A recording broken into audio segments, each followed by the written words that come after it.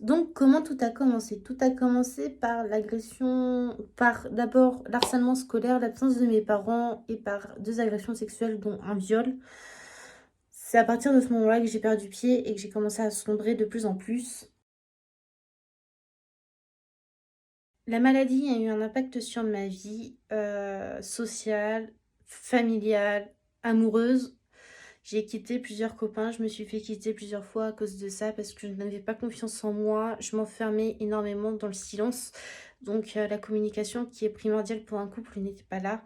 Je ne communique plus avec mes amis non plus, donc j'en ai perdu quand même un petit peu, même s'il y en a beaucoup qui sont restés. Hem, Ça a eu un impact sur ma vie parce que j'ai découvert Instagram, j'ai décidé de créer mon compte et c'est ce qui m'a redonné confiance en moi et confiance en la guérison. Et j'ai décidé de consulter surtout, à partir du moment où j'ai vu que je perdais complètement pied. Après le harcèlement scolaire, j'ai vu une psychologue, au lycée pardon, et c'est là qu'elle m'a dit: «Vous êtes complètement folle». Donc au début, j'ai abandonné le suivi et c'est après qu'en parlant avec mon médecin traitant qui m'a dit: «Il faut vraiment que tu ailles voir une psychologue pour parler de tout ça, parce que je pense que tu as beaucoup de choses à dire». Et c'est à partir de ce moment-là que, je suis allée voir le CMP de ma ville et j'ai rencontré une infirmière psy qui m'a fait qui avec qui j'ai eu 3 rendez-vous et qui m'a fait donner un rendez-vous avec ma psychiatre qui me suit maintenant depuis 6 ans. Et j'ai découvert ma psychologue il y a quelques mois avec qui le feeling passe très bien. J'ai également une infirmière psy, mais je n'ai pas encore trouvé la nutritionniste qu'il me faut avec le feeling qui passe. J'ai commencé aussi des séances d'hypnose, donc je mets tout en place pour m'en sortir. La maladie n'est pas derrière moi malheureusement parce que le stress est encore beaucoup présent à chaque repas.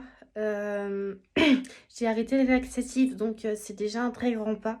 J'ai arrêté de me faire vomir depuis 3 semaines, je n'ai pas fait de crise depuis 3 semaines, mais c'est pas pour autant qu'elle est derrière moi malheureusement.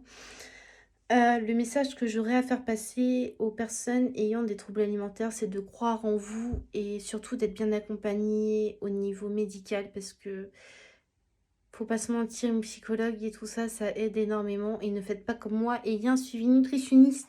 Je vais en trouver un personnellement, mais c'est vrai que il faut vraiment avoir un bon suivi pour s'en sortir et si vous êtes parents, amis ou frères et sœurs ou de la famille d'une personne ayant des troubles alimentaires, surtout, la chose à faire, c'est de l'accompagner, de ne pas la forcer à manger, mais de l'inciter et de la stimuler à chaque repas. Hem, Parce que si on nous stimule pas, bah, on ne mange quasiment rien ou voire pas du tout parce qu'on n'a pas faim ou parce qu'on n'a pas envie, parce qu'on a peur, on a peur de sauter le pas. Hem Et surtout de ne pas être dans le jugement quand elle ne mange pas assez ou trop. Ne pas dire: «Tu manges tout ça, tu ne manges que ça». Ça, c'est les phrases qui peuvent facilement nous faire rechuter dans un extrême, vraiment très profond. Hem, Surtout, parler avec la personne ayant des troubles alimentaires comme une personne normale et ne parlez pas de nourriture H24 parce que enfin voilà, on y pense déjà assez donc pas besoin de nous le rappeler, ne pas dire qu'on a pris du poids. Il y a toutes les petites réflexions comme ça qui font qu'on peut rechuter assez facilement.